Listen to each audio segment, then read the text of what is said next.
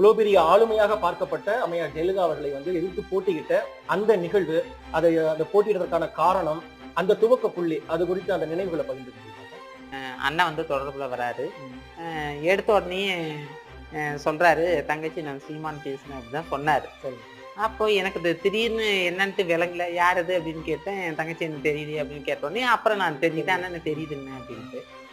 கடலூர்ல வேட்பாளர் அறிவிப்பு கூட்டம் நடக்குது. ஆர்கே நகர் தொகுதிக்கு நீங்க தான் வேட்பாளர் நீங்க தீர்மானம் பண்ணிட்டோம் அப்படின்னு சொல்லி சொன்னாரு. அதிமுக சார்பில் அம்மா ஜெயலலிதாவை அறிவிக்கிறாங்க, அந்த தொகுதியில் அவங்க தான் நிற்க போறாங்க அப்படின்ட்டு. எனக்கு அதுக்கு முன்னாடி அவங்க நிற்கிறாங்களா, எனக்கு அரசியல் அவ்வளவா இல்லை, நான் அதில் இல்லாதனால எனக்கு தெரியாது. அப்புறம் அறிவிச்ச உடனே நிறைய பேர் என் சொந்த பந்தம் எனக்கு நெருக்கமானவங்க சொன்னாங்க, அம்மா வயசுலன்னா அப்படி ஆயிடும் இப்படி ஆயிடும் அப்படின்ட்டு. அப்படிலாம் ஒரு விஷயமும் இல்லை, பயமும் இல்லை, எந்த பயமும் இல்லை. ஒரே ஒரு காரணம், ஒற்றை காரணம், அண்ணன் சீமான்.